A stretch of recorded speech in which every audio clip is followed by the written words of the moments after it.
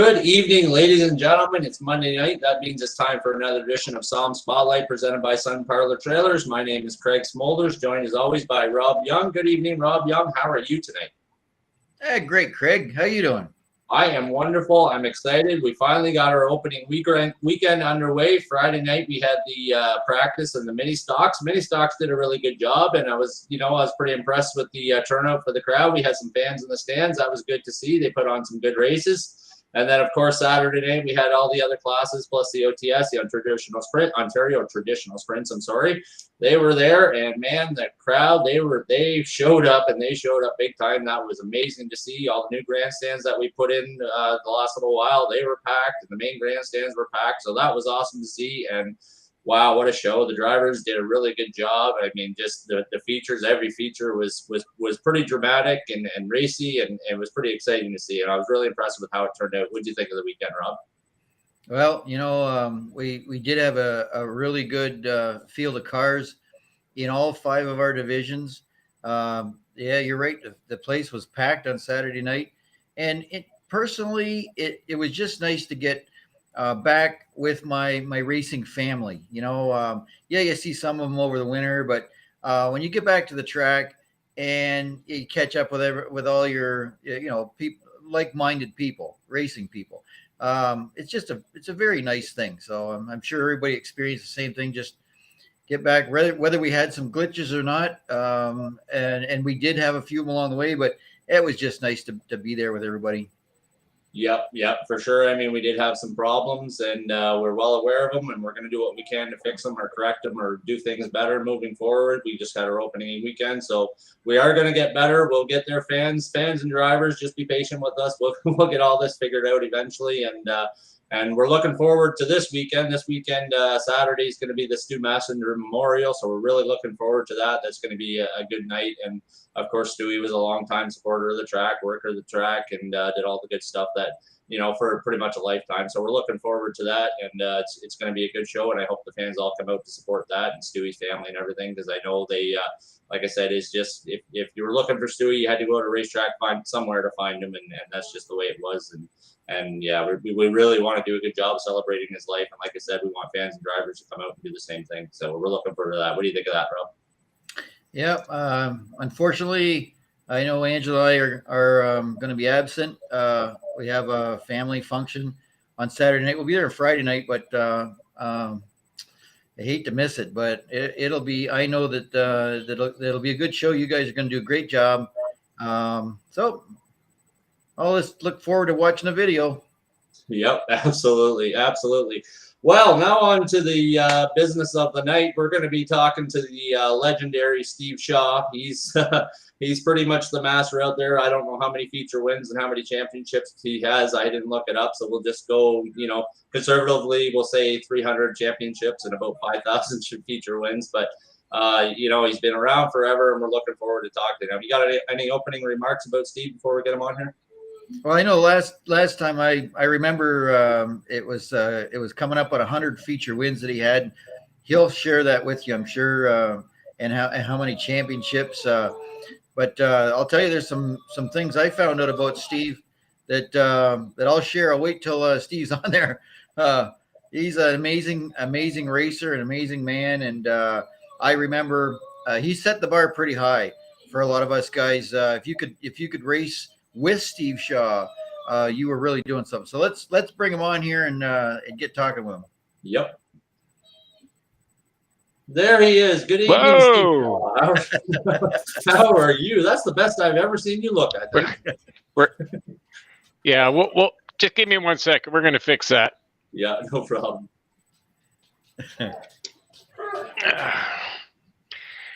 There we go. There, you're looking a lot better now. How you doing tonight, Steve? Not bad. Good. You ready to go? Trying to stay awake. Stay awake. Well, you just keep telling all your stories, and we'll be happy to hear them, and I'm sure you'll be able to stay awake. Rob, do you have anything for Steve before we get going here? Well, speaking of staying awake, sometimes I wonder. I've been up to Ashwegan and Merrittville and Brighton and Humberstone, And there very few times that by the time I got home, it wasn't about 3 o'clock in the morning, and then had to get up for work the next day. I don't know how Steve does it. He's got to be the Iron Man of stock car racing in our neck of the woods. Anyway, that's for sure. Yeah, those are some long rides home. That's for sure. Well, it's good to see that you're out there racing everywhere, Steve, and we definitely love watching you at SOMS. You always put on a good show and for the fans and everything, and we sure do love what you're doing out there. Well, we're going to get to this interview, Steve. I guess the first thing I'd like to know is, was racing always in your blood? Was it always racing for you? Did you do some other things as a kid, play some other baseball, hockey, something else, or was it always racing for you?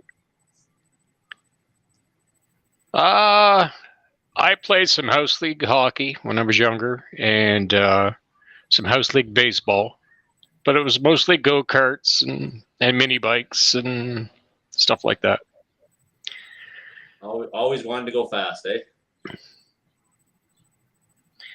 Yeah, we had. I think I had my first go-kart when I was 4, and that thing had a 14-horse McCulloch chainsaw motor on it, so it was pretty fast. Rob, do you have any questions about that?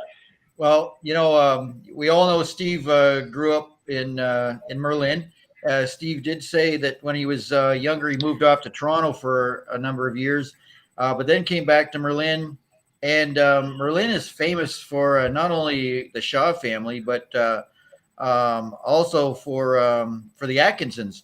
And if you were in Merlin, most of your time, if you were interested in racing, was spent at the Atkinson garage. Those guys were legendary. So I know Steve can probably share a lot of stories about that. But that was most guys, and I know Steve was one of them.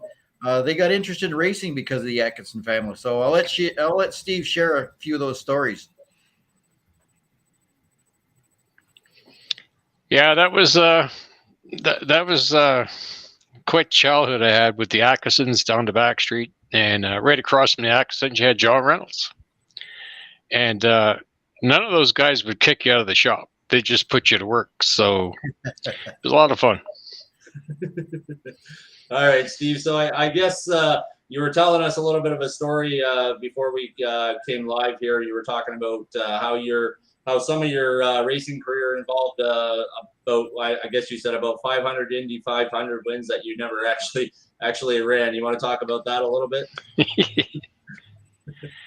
Yeah, that's that picture there. That's a picture of one of Joe Atkinson's cars, and he had that. It was kind of abandoned. I guess they gave up racing that. And that thing sat outside for I don't know how many years, and I had to walk by that going to school. And I'd get in that thing and probably be 20 minutes late getting to school, and my mom would be hollering for me to come home for supper because I'd be sitting in that car running the Indy 500 or something like that. Did you ask your mom for a bottle of milk so you could celebrate your wins? No, I hated milk.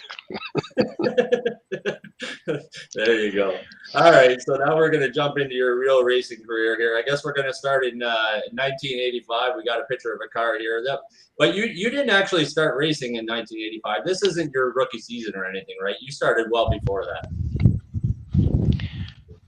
Yeah, off and on. That was my first full season. The first year I raced was probably 1978. I was teamed up with Chris and Lee Wright, and it's an old Ford big block 352, and I ran it at Ridgetown, and Chris ran it at Buxton. And Chris figured the only trophy to ever get it if he rolled the thing, so he rolled it up on purpose at Buxton just to get a trophy that year. So that was the end of that car. Rob, do you have any questions about that? Yeah, I will. Regarding that, my first trophy I ever had was a rollover trophy too in 1982. And I remember at the banquet in Merlin at the Merlin Community Center, and I sat across the table from Eugene Hoekstra. And of course, this is my rookie year, and Eugene had so many trophies I couldn't see him across the table. And then I got the rollover trophy, and I got that in front of me, and Eugene shifts his trophies apart, and he looks over at me and he says, "That's one trophy I don't want." Yep. That was my first trophy. Yeah, I got one of those when Bob ran Buxton there in '92. We went off the end, and I rode my street stock, and I got an award from him the next week, and it was called the Oh No, Oh No, Oh No Award. Yeah. So Steve, how was your first season or your first full season? I guess were you pretty successful? Were you just kind of trying to figure things out, or were you ready to go when you hopped out there?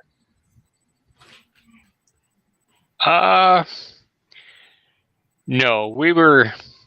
That's that car there. I ran that in the sportsman division, and you had Eugene Hoekstra and Gord DeWale, and who else was out there? Jack Burke, Pat Moody, all the heavy hitters. Rudy Vanderwinkle, he had a Ford Granada, and I won one race that year, and I was leading the heat race, and Rudy was running second.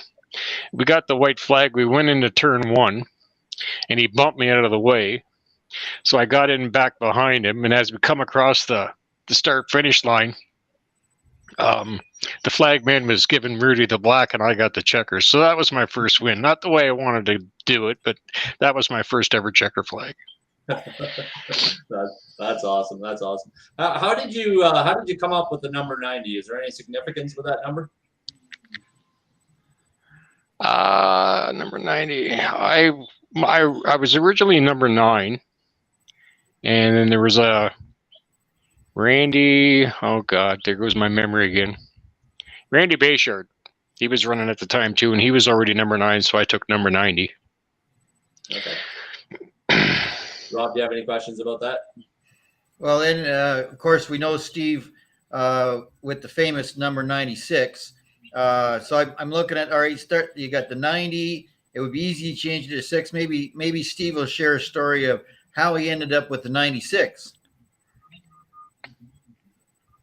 Yeah, that was in 92, or 90, one of the two.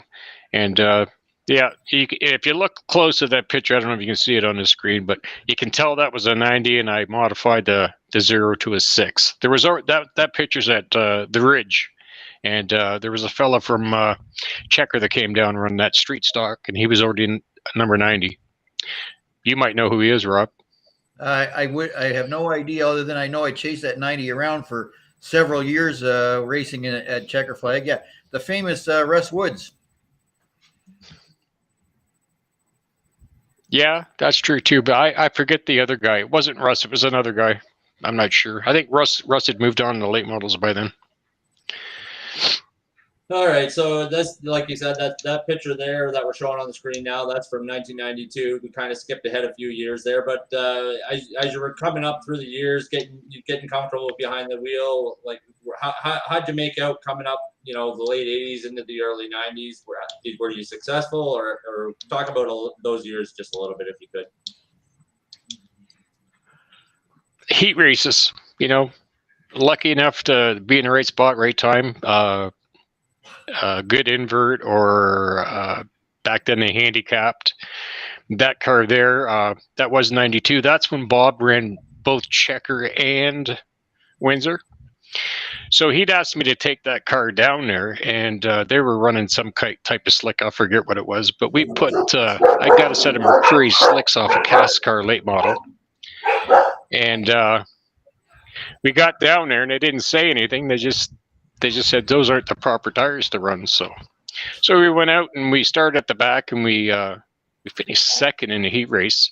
And they come up and said, "Don't finish in the top 5 or you're going to get DQ'd." So I finished 6th. So, but I did run good at Windsor, my one and only time there.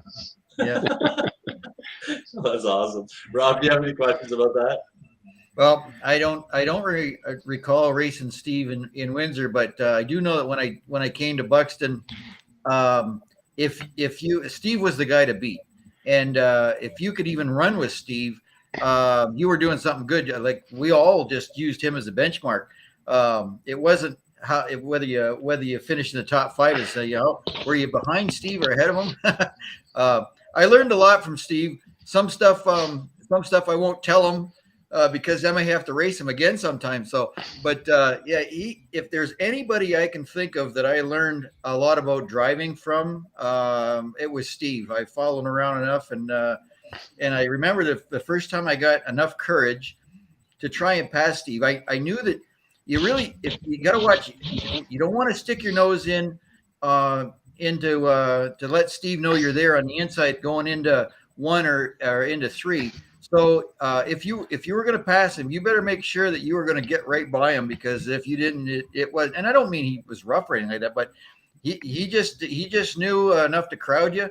But the one time I had enough nerve to go around him, I drove that thing in as hard as I could into 3, and it stuck just enough, and I got back on the throttle and I got around him and go, whoo, man. Yeah. I still remember that first time I went by him and how excited I was. But the good times, I learned a lot from Steve. So not to hold up Craig's agenda here. So, but that's one of my stories.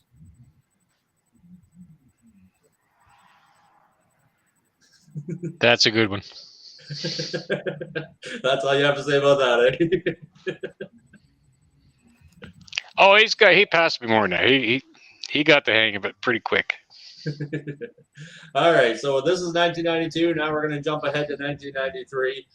You're still racing at the Ridge. You're still racing at Buxton, I guess, and figuring things out, getting better, getting some wins at some point, I'm sure. This was actually your first feature win, I believe. That was in 1993. Talk about that a little bit. Yeah, I got that car. That was originally Eric Armstrong, one of Eric Armstrong's street stocks, and Brad had run that in 1992, and we talked about me buying it or whatever, and came home from work one day and it's sitting in my laneway. So we just painted over his number. We didn't do much to it. We just put my number on it, and we were winning heat races, and then Brad says, I've got this carburetor here that you should buy off me. I want $200 for it. So he lent it to me, try it out. And we went out there and went from the back to the front in the heat race, and I came in and I said, sold. And then very next week we won our first feature, and that's what got the ball rolling. So I thank Brad for that. Well, there's a car, and I don't know if it's this one, but there was a chassis that Steve ran and was very successful with. I'm going to think, it might have been a 73 Chevelle, but it sat in my buddy's backyard in Essex. Do you remember that car, Steve? It was in Rick Harrison's backyard, Cookie's backyard. And yep. I think you tried to buy that back from him a couple times. Todd bought it for $100. Yep. And did he? We took the gear out of it and scrapped the rest. It was pretty whooped. No, no. Yeah, it was a lot of work, and I'd found him a Nova somewhere north of London for like $800, and we got the pieces for it. Pretty, it came with a rear end housing, so it wasn't much to put it together. And that was his car he ran in 2018, that Nova. Mm-hmm. So the gear alone, he paid $100 for the car. I mean, the gear, that gear set's probably $250, $300. So he made out okay on that, just scrapping it. Yeah. That car we built in 5 weeks. Dan Loveday and I. That was when Tim and Ann bought the track in '98. We started that car April the 15th and had it ready for opening night. Wow. Yep, that's pretty amazing. Now that was a good car. I don't know. I remember a story about one of your cars getting burned up in a fire before opening night. What year would that be, Steve? That wouldn't have been my car. That was Jim Fletcher. Okay. All right. All right. So now a lot of cars burn up. Now we're gonna move ahead to 1996 here, and we got a picture from opening night, and also from on the bottom there. That's at Gasport, which is now Humberstone Speedway. Talk about that a little bit. Your 1996 season, and going to Humberstone, Gasport at the time, and talk about how that went, what that brought that on, was what the competition level was like, and how you fared out that way. Obviously, you did good, but talk about that a little bit, Steve. Yeah, so the top picture, that's open night at Buxton. It was going okay until I got into Jimmy Haragers in the feature, and I ended up getting a black flag. And Jimmy won the race, and I got black flagged. So that was a good season, though. I don't think we went a night without winning the race. It was either a heat win, or a pursuit win, or a feature. We never went a single night all year without winning a race. And then the Gasport deal. Harlow Haskell came up to me one night and said, "Hey, there's a big $1,000 win race down in Humberstone. You should go." And I said, "Well, that's a long way to go, and I've never even seen the track." So I called up, got what the deal was on the rules, and there was only 2 rules. You had to have a DOT tire and no screw jacks. I said, "Well, that's easy enough. We'll give it a whirl." Tim Wilkins gets a hold of me. He says, "What's this about the DOT tires?" I said, "Yeah, the tire has to have the DOT on it." He says, "I got a set of tires for you." They were 11-inch wide Hoosier Quick Times, and we spanked those guys. They didn't have a chance for those tires on there. A little unfair for them, but we went down there, never seen the place before, and won the race. So it's a pretty good deal. Yeah, for sure. Rob, do you have any questions about that? Well, there's a question I don't want to forget to ask Steve, because, he races at Merrittville, Schweeken, Humberstone, Brighton, and of course here at Southern Ontario Motor Speedway. But in your Camaro, do you run the same gear at all tracks? You change the transmission, or you change the gear at all? What do you do to change? Do you change anything on the car to run at these different tracks? I don't, and I've had lots, and it's no secret what I run. I try to help these guys out as much as I can. I run a 620 overall, and it's perfect everywhere. Schwingen, you got to kind of run the bottom. I chip in a heat race, but when it dries out in the feature, you don't even come close to hitting the chip. I figure if you can keep, and then on the smaller tracks, I think it keeps the engine in a good power range. You're not going out of the power band. You're right there all the time. So I run a 620 everywhere. Yeah, that's really good to know. And first of all, the Thunderstock division is a really, really good division. I've mentioned this to you before, Steve. I probably would have fought you tooth and nail, because I was in the sports stock division and I didn't want to see him go. And you came along with the ODCC rule package and stuff. And I'll tell you, you're the guy. You were instrumental in doing that, and what a great division it is. I commend you on that. Now, at the time, I was against it. I still have a sports stock sitting in the shop right now. But yeah, what a great division, and the fact that what you just shared with us, that you can run the same final at all these tracks.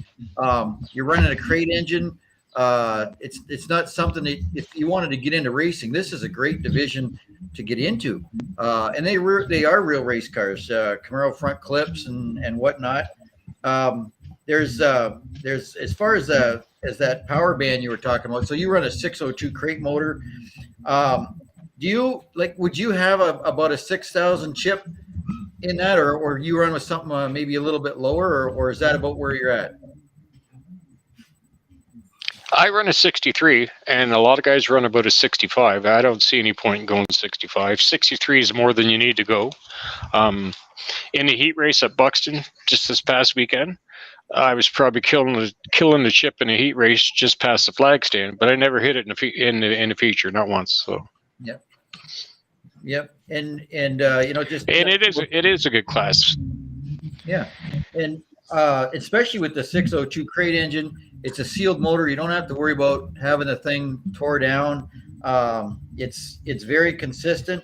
I know I spoke with Mark Hall and Mike Herniak because they're bringing the Ontario Sportsman Series cars twice to Buxton, and they mentioned to me that they've been asking you all kinds of questions, and you're the guy to go to as far as that is concerned. Now, the only difference, I think, like the weight is about the same, but they run a Ford 9-inch rear end, and so that basically gives them like the 583, the 60, or maybe a 620 gear. So that's that information that you can share with them that's going to make that show so much better. When all those guys can know, they know they're going to show up, and they're going to be in the ballpark because of Steve Shaw. And I think that you're to be commended for that as well. Right. That we're all excited to see those cars come out there. Yeah, I'll be doing some testing with them. They want to put me in the car and give it a shakedown or whatever. I think they're probably Mike doesn't have a 550, but because they're running a 4-barrel and straight through gearing, I don't think they're going to need much more than a 550, or they'd be chipping coming off the corner. So we're going to work. Yeah. We're going to work on it. He's got a sway bar in the car.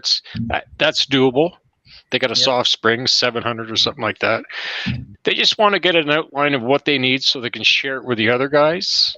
Yep. So they can make it a decent show, and that's pretty good on them. Yep. Well, it's again, I commend you for taking the time to help those guys out. You're the best guy for them to go talk to. That's for sure. All right, Craig. Sorry, don't mean to steal the show here from me. Go ahead. No, that's quite all right. I mean, you guys are in the know. So we're going to jump ahead here now. We'll just go ahead one more year, 1997 here. A couple of checker flags there. I assume it was a pretty good season for you. And I would like to know on the bottom picture there, who's holding that checker flag? Do you know? Can you see the picture? That's Junior. That's awesome. Yeah, that's Junior. He had a bad habit of running out on the track without anybody knowing he was even out there until he was out there. So he did that at Ridgetown one night too, and I got crap because he didn't ask anybody to come out. He just ran out on the track to get his picture taken. But that's Junior. So. All right, talk about that season a little bit, Steve. If you did 1997, what went good and what went bad? That season actually started out. That car I built to run Delaware. I was supposed to run for Gary LeMagerie that year in the late model, but in the off season, him and Sherry decided they better get married, and they had to buy a house. So their racing kind of got paused for a bit until they got their life together and going, and they're still going strong. Love them both, great people. And so we went to Delaware, and I think opening night cost me about $300. And I said, I cannot do this. Drive all the way there, spend all that money on gas. I had a full tank of gas, and on my second test session, the thing stalled going out of the pits, and I wondered what was wrong with it. It was out of gas. That's how much gas we used in a half mile. And it was boring. I remember after the first session, I came out of turn 2, and I went to drive into the pits, and I was looking where to turn the turn signal on. I go, what am I doing? There's no turn signals on these. So we went back to Buxton, and we had a pretty good year. Randy Poisson won the points that year. He ran really good that year. We had a good racing with Randy. Miss him a lot. Wish you'd come back someday. Rob, do you have any questions about that? Well, I'm going to take this opportunity because I see Steve Jr. there to let everyone know, because the reason we talk to you guys is we also want to know about things you do away from the racetrack. But you and your wife Christine have been married for 37 years. You were married back in 1984. You have 7 kids. You have 20 plus grandkids. You have two great grandkids, and I think you've got another grandchild on the way. But let's just put this into perspective. With just your kids, you could have a heat race. With all your grandkids, you got a pretty good feature. Like the Shaws could put the whole show on if they wanted to. I am just amazed that you race and you raised all those kids. Again, you're to be commended on that. Congratulations. Well, thanks, Rob. and all the boys race. I mean, of course, Steven's racing the Pro Late Model at Delaware. I got my Todd. Robert, he runs mini stock up at Maryville and Humberstone. My son-in-law runs Maryville and Humberstone. And yeah, and everybody's involved, that's for sure.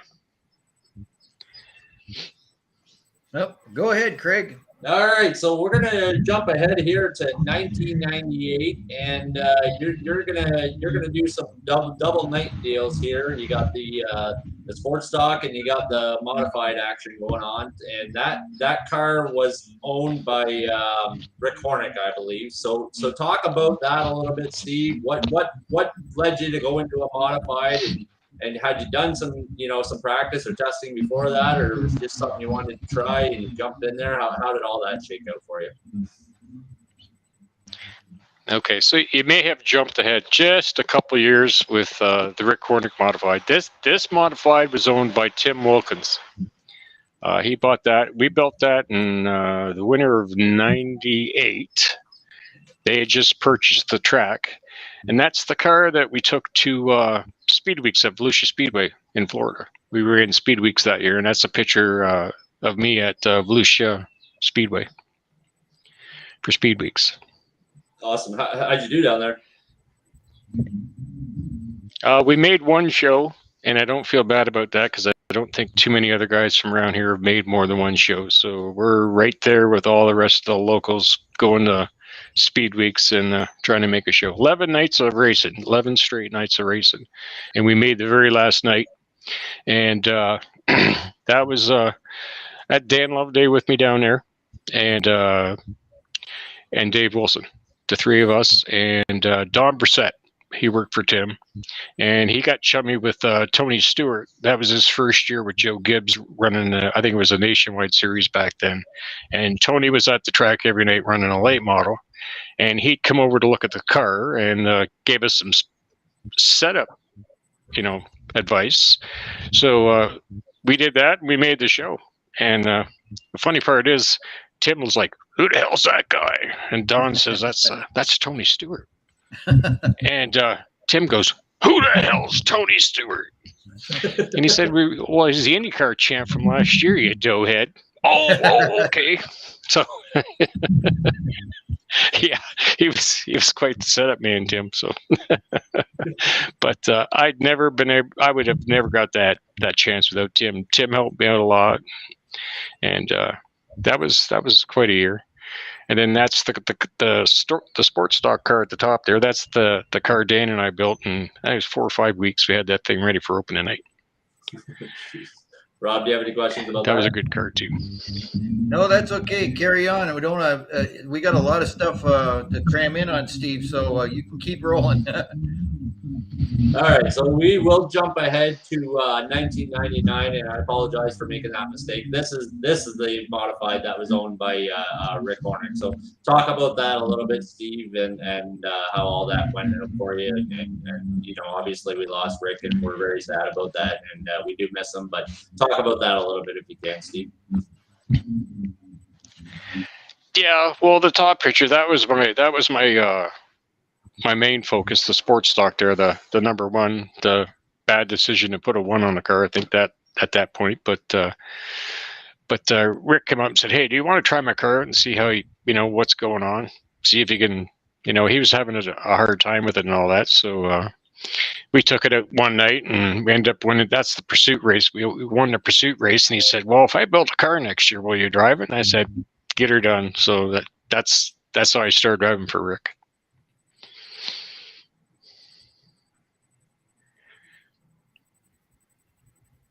Yeah, because I think that's 99 or something like that. No tower in the background. It burnt down the week before. Yep, that's so that I'm looking at that I can't remember when would the modified division have come along to Buxton Speedway, because for the longest time it was just street stocks and late models. And then the mods showed up. About what year, Steve, would those modifieds come along? '92, that when Bob had the track. 1992, and that was there was a big big revolution in modified racing almost throughout North America, wasn't there? I mean, yet Pierce was there, and I know that there was Buzzard chassis and all kinds of different chassis, and guys were showing up with them, and boy, that's a pretty good division. Yeah, I'm sure, I don't know what sanctioning body actually started it, but I know IMCA was big back then and stuff like that. And I think right around this time, we'd just gone to AMRA sanction. We're getting cars out of West Virginia and Virginia, cars like that.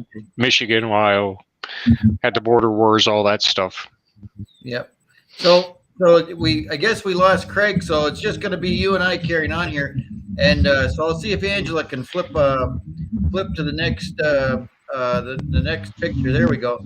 I'm looking at the little Eddie's thing, and I think that was I remember Rick actually telling me the story about that, how he had a repair shop and some guy kept calling him Eddie, and said it just stuck. Is that how that story goes? Do you know?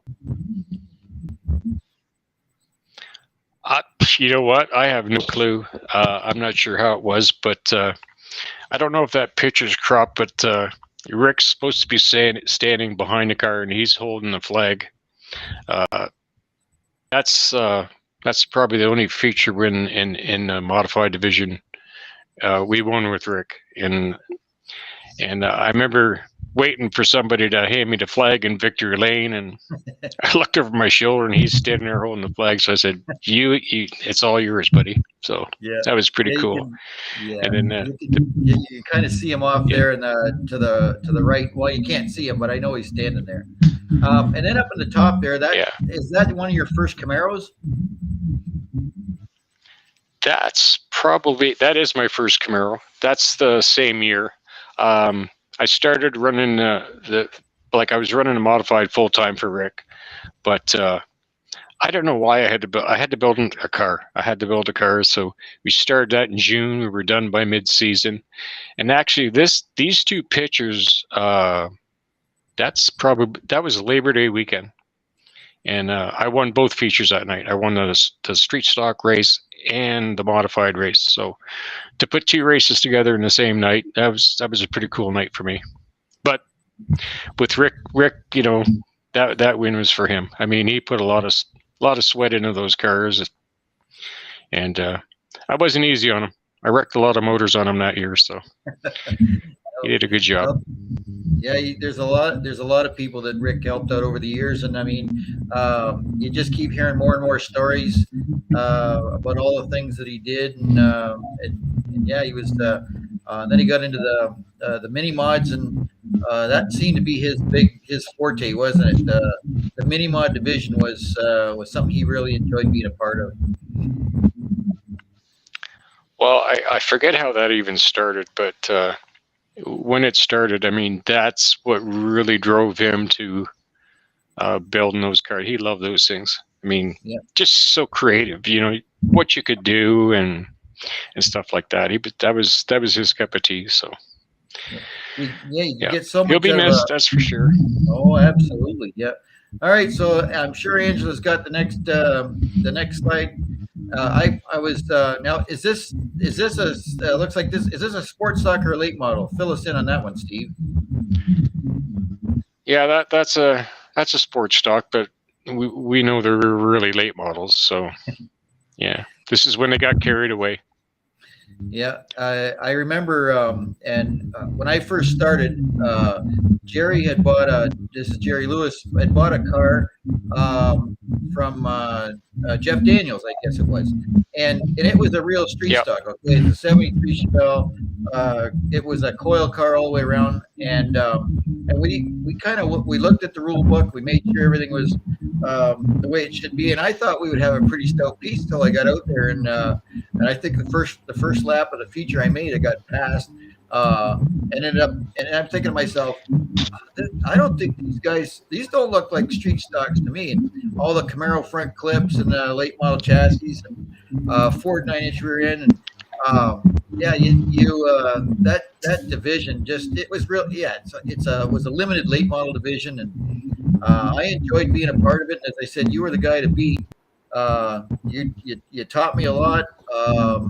In order to beat you, you really had to be on top of your game. And I enjoyed racing you all the time that you were in the sports stock division. And I hope that we put on a pretty good show for the fans, and I'm sure we did. But tell us a little bit about that car, Steve. That car I got off of Clayton Smith. I think he sold that to me for $100, and then I bought a Camaro clip off Mario for $200.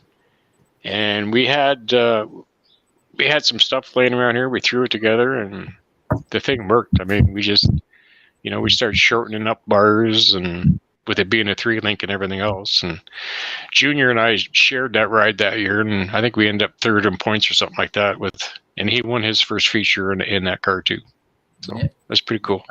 I remember that. I remember that night, Junior in the first win. That was really cool. So I think now I don't know, and because I didn't see a lot of the pictures, but I know that at one time around this time, or maybe a little earlier, you ran a late model as well. Was that for the Ontario Late Model Series? That was this is 2006. So yeah, I ran a late model in 2005, and just too much money for me and not my cup of tea. No. Did you flip that car over or something? Do I remember? Yeah, at Oshwegan. Yep. Yeah, I got up on three wheels, and Jimmy Dale was close to the inside of me, barely touched me, and I just flew right over on my roof. Yeah. That didn't take much. So that was the end of your late model racing and back to a sports stock. So now, Steve, I'm going to take a moment, because I remember around this time that you were working on 100 feature wins, if I'm not mistaken, and that's not counting all your heat races and everything else that you've won. But am I right? Do you have a number in mind, or that you would remember how many features you have won? Yeah, I'm not like these guys that have won so many they can't remember, because I don't know why, but since day one I've always kept track. So I've got 147 feature wins. Yeah, and now let me ask you the next question: how many championships have you since 1978? How many championships do you have to your credit? Now, are we talking points, mid-season, or just points? Just points championships. 6. And yeah, that's pretty. When you think about in NASCAR, we got Jimmy Johnson had 7, and so did Dale Earnhardt Sr.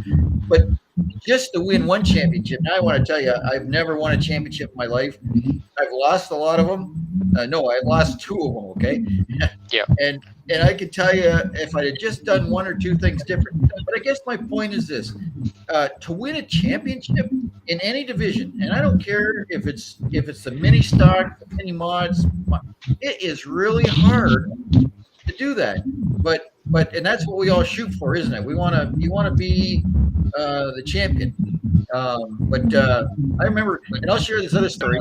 If you remember back opening night, if you could show up early, and you did this, and you kind of taught me about this, if you could be the first car, and I don't know if it was a pill draw or whatever, you would start on the pole for the heat, and then the pole for the feature. And you were a master at finding ways of maximizing the point thing. So that probably has a lot to do with why you won championships too. Your driving is one thing, but there's all kinds of things that you can do to help you win a championship. It's not just all the wins, is it? Well, when it comes to the pill draw, I like to win. I don't like for me, like when we had the pill draw, okay, if you got there early, number 1 was in there. If you got there late, number 1 might have already been pulled. So that was my philosophy on being there early. And I hate lineups. So I want to be first in line. I'm going to pay my way in, get parked, get unloaded, relax, unstress, stuff like that. And as far as winning 6 points, you only need points championships. You only need one. I mean, I can see somebody wanting to win a points championship. It's a goal to have. But after that, it's, if you run well all year, you can win the points. But if you stress over it all year, you might make a mistake because you're worried about it. And I don't worry about it anymore. I just go out there and try to have some fun and win some races. Well, and I tried my best to win a championship, but it just didn't happen. And same thing with, I know Mark Martin has the same, he didn't never won a championship. But anyway, so I understand Craig's back with us. So I'm going to see if I can get him to speak up. You there, Craig? Yeah, I'm here. I apologize, Steve and Rob, for the technical difficulties. My internet crashed there, so I just kind of had to go to a backup, and I apologize for the little bit of mist. I didn't mean that for it to happen, but so I did hear the end of that story, and we are going to jump ahead now to 2010. I guess there's quite a group of years here. Into 2010, you're back at Buxton. I guess you're in the street stock. Talk about that a little bit, Steve, and how all that went for you. What year was this? 06 or something like that? 2010. You know what that is? That's 2010. 16. No, this picture 2016. right here, I think that's 2015. 15, yeah. That was my last year. I'd given up at that point, and the class had got so far out of whack, and you had guys with big money coming in, and we were complaining about track conditions. Rob might back me up on that. We were going out there, and there was mud puddles in the middle of the track, and dry here, dry there, and we had complained about it. And the race director at the time said, "You know what? If you don't like it, go race somewhere else." Of course, these cars you can't race anywhere else, and that's when I decided to build a Thunderstock and go race somewhere else. Yep, I should have followed your lead, Steve. I was, as I said before, that Steve kind of dragged me kicking and screaming to the Thunderstock division. And at the time, I'll tell you, I thought, oh, you know what? There's no more Camaros. There's no more Chevelles and all this stuff. And boy, did you prove me wrong. Now we got five tracks with good car counts. Like, it's just a great division. I'm sorry I missed the boat on it, but anyway, this picture right here, I think there was a couple years where, as I said, I tried to. If you could beat Steve Shaw, you were really doing something. And he's just launching that thing right there. Boy, that thing really, when it hooked up, did it ever go? Yeah. And if you look at your back tire, you're spinning. So that's kind of. Yeah. A picture's worth 1,000 words, isn't it? Yeah, it's all about everybody complains about, what are you doing running on 3 wheels? But if you got that left front up in the air, that right rear is planted, and that left rear is sucked in, and it's planted down too. Yeah. All right, Craig, go ahead.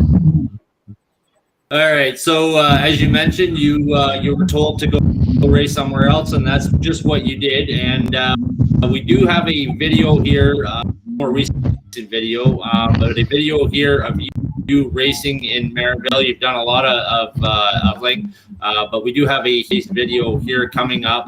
Talk about a little bit, Steve, because there's a gigantic from SOMS and to Merrittville.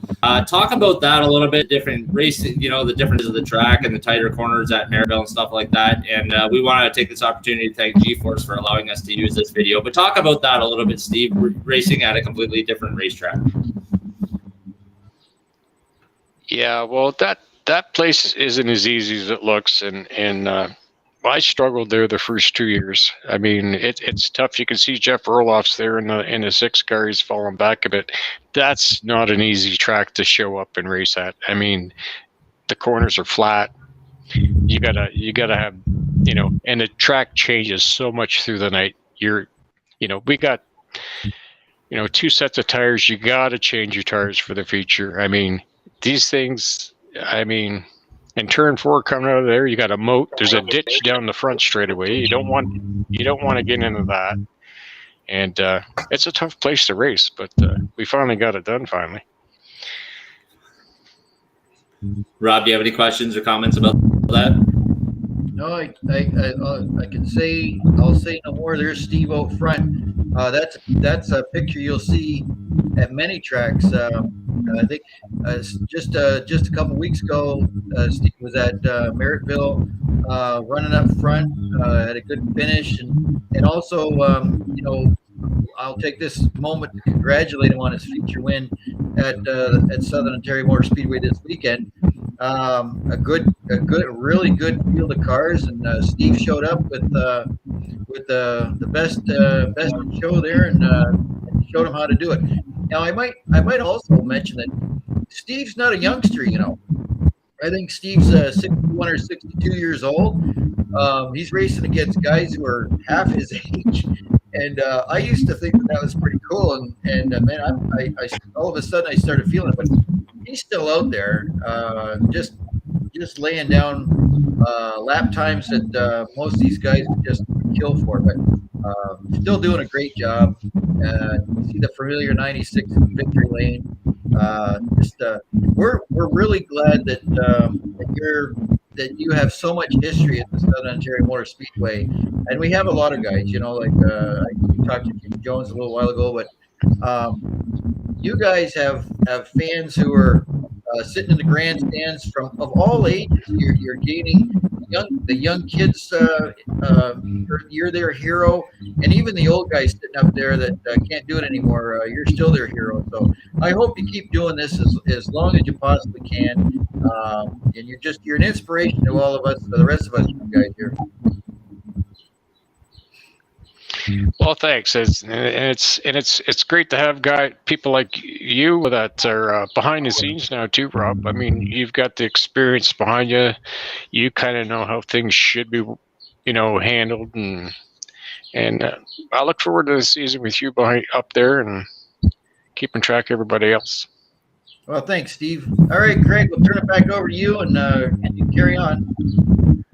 All right, so you did some racing at Merrittville, and then South Buxton Raceway at the time says, well, we're going to try out the Thunderstock division, and then you make your way back out to South Buxton. Talk about that a little bit, come back getting into the Thunderstock division and helping. I assume you kind of helped, where you were part of that process and helped that get started and stuff like that. Talk about that and coming back. Now you're 5 minutes from home instead of having to travel 3 hours every Saturday or whatever. Talk about that a little bit, Steve. Yeah, it definitely cuts down on traveling time. I mean, especially now with the price of gas and all that. But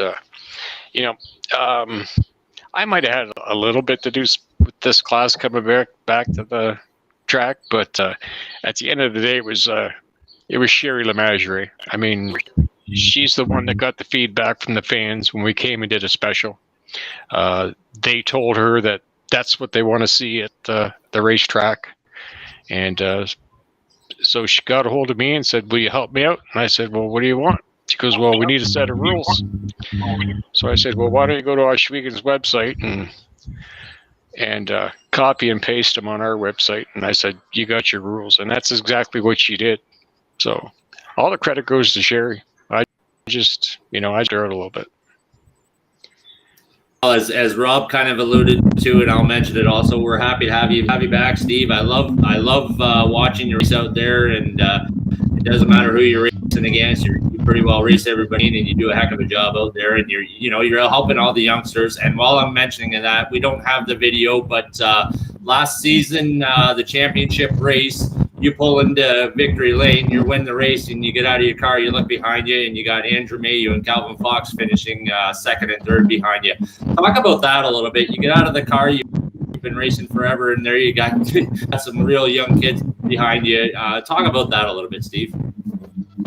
Well, that's what we need. I mean, they worked all summer on getting their cars to work good. I mean, they're still hungry for a win. They did that well, and that's good because that keeps them coming back. I mean, I'm no different. I don't want to see the same guy win all the time. But I'm not going to sit there and lay over for anybody. But Andrew finished third Saturday night. And he started the back. So I mean, what else has he got left in the tank there? I mean, if he gets a decent starting spot, I think he got a flat or something in the heat race, and he had to start way at the back. But if he starts up front and he's ahead of me, I mean, I'm going to run him clean. And if he's got a good line and he's in my line, he's probably going to win. I can see him winning a race within the next 4 weeks. Yeah, for sure. Rob, do you have any questions or comments about that? Well, Steve has raced against. First of all, Andrew comes from a long line of racers with his dad, Ronnie, and Ron Senior. But same with Calvin Fox. Calvin's dad, Jason, raced against Steve. So Steve has raced against both of those guys' dads, and now he's racing against their kids. And Steve is he's the benchmark that these kids are shooting for. And of course they respect Steve tremendously, but they're so excited to finish second or third to Steve. That's the excitement. And I know Steve is just as you said, he got out of the car and he went over there and he congratulated Calvin and he congratulated Andrew on a job well done. Yeah, you were a superhero to those young guys, and it picks the whole field up. Like they're all we got some. There's a lot of good drivers. A lot of cars are handling well out there. So it's a lot of fun to watch that division. So keep up the good work, Steve. I'll try my best. All right, Craig. All right. Well, yeah. Speaking of some kids, you have a couple sons that are into racing, and at one point, there's three of you who were all racing together at the Ontario Motor Speedway. Talk about that a little bit, Steve. Racing with family. Todd won the chip last year. You had to be a pretty proud dad to see that. But talk about that a little bit. How that happens at some point, either Steve Jr. or Todd, they say, you know what, I want to go race. Are you okay with that, or are you kind of saying you know what's involved and all that you're getting into, or talk about that, Steve? Maybe more so with Todd about, do you really know what you're getting into? I mean, because he's, I don't know, he's, he had to hit me up for $80 today. I mean, does he have the money to do it? But he's got so much desire. I mean, what he did last year, we're all so proud of him and all that. And I found that chassis for him and put that together last spring, and then we found out whose chassis it was. And I called the guy and I said, "Do you recognize this chassis?" He says, "Yeah, that's the chassis I ran 2 years ago." And it was a chassis out of Brighton, and it was a Wade purchase. And he had run the shootout in 2017. And he actually set fast time with that car. He was like 0.3 quicker than Dave Bailey, and quicker than I was. And he just got a new car. And I said, "You do realize that car holds a track record in this Class A?" And he just kind of looked at me and says, "Well, what are you talking about?" I said, "Well, it's a good chassis, and you've got everything I've got in the car. We put the same shocks, the same springs, and he got it done." So, kudos to him. And Junior running the Pro Late model now, that's a big deal, running Delaware and all that Friday night. So that's a lot of fun. Yeah. And we went down to Delaware and we went and watched Steve Jr. race. He had a rough night. He kind of got into it a little bit with some other cars or whatever, and kind of broke. But it kind of, I like watching him at Buxton and then go down there and watching him and kind of pitch and see what he's doing. It was pretty cool. But you guys are involved in all that. You guys are always together. Todd was there spotting, and you were the crew. I mean, it's definitely a family thing for you tonight, and you're always together and helping each other and stuff like that. So that's really cool to see. And I know Rob can talk about that a little bit because he's got kinds of family and racing and son-in-laws and everything else. So you want to comment? Do you have any comments about that?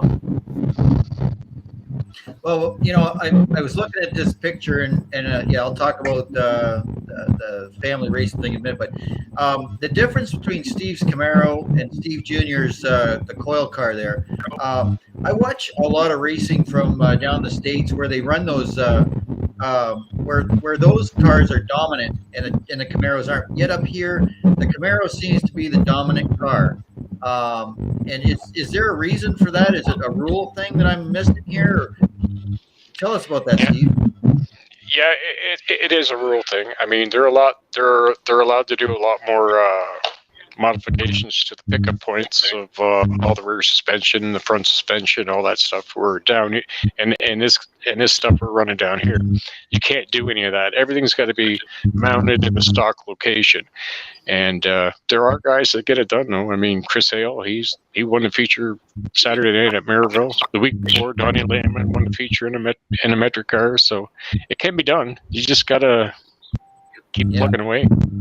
Yeah, the guy at Maryville you were racing with, I forget. I think it was an orange car. I can't remember the guy's name. Do you remember who that was? Donnie Lehman.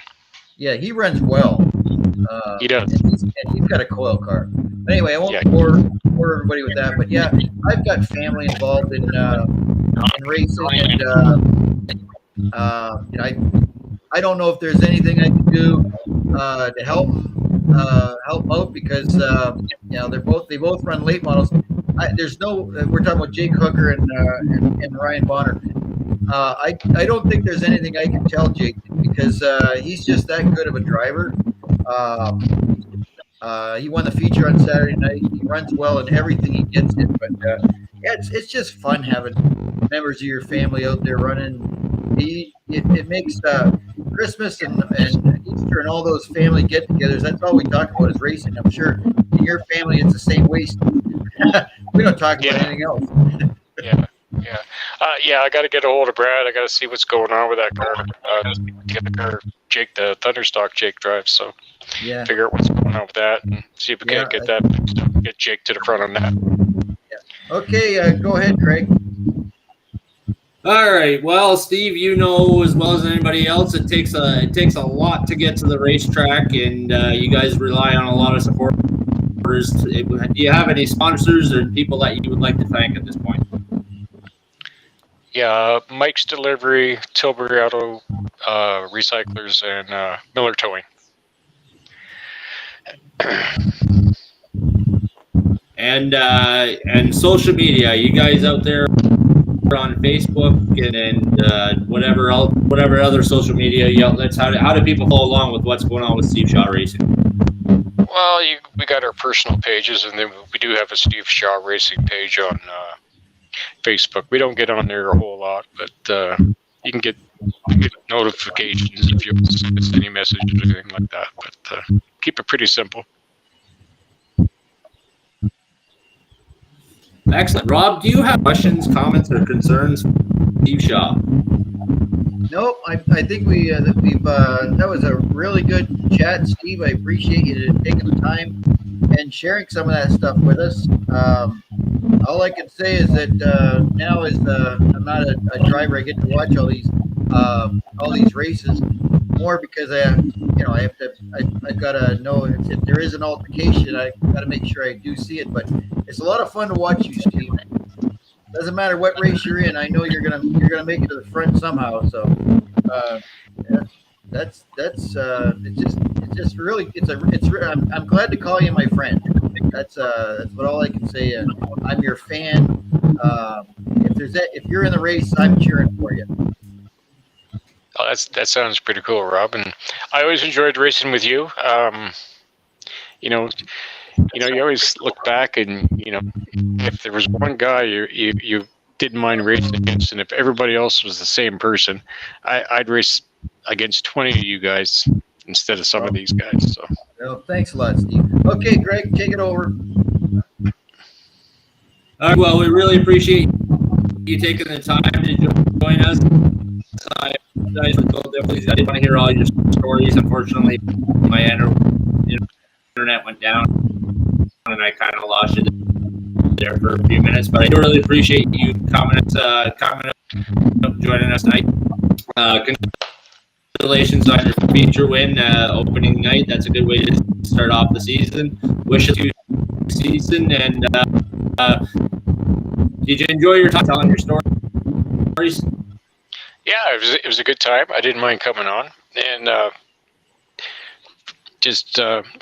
hope everything goes pretty smooth for you this year too, Craig. I know you're new at this job and all that stuff, and I know we give you a hard time every now and then about how we think things should be run, but just take it with a grain of salt. You're doing a good job. I thought Saturday night went really well, so just keep up the good work.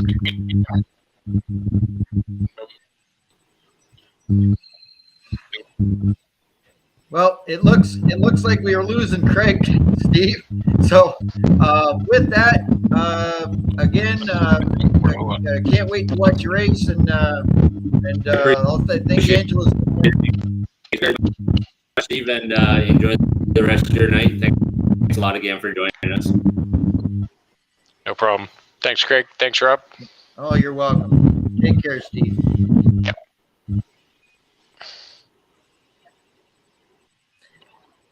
So there you go, Craig. You still having a little bit of difficulty there?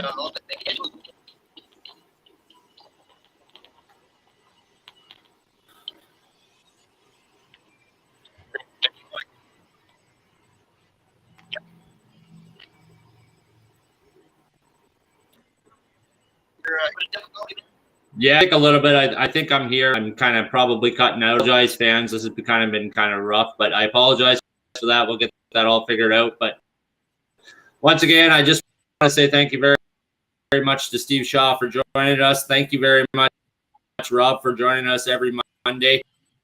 Don't forget to check out the Southern Ontario Motor Speedway Fan Zone Facebook giveaways and updates and everything that's going on. And don't forget, that stuff that going out. We have SOMSpotlight on YouTube. We have that going on, so check that out with all our interviews and everything on there. And thank you very much, friends. I hope everybody enjoys the rest of the night. Thank you for joining us. We'll talk to you next Monday when Jake Hooker, late model drive, model winner for opening night, joined us. And we'll talk to him and have a nice conversation. Thank you very much, ladies and gentlemen. Enjoy the rest of your night. Talk to you next week. Yep. Good night, everybody.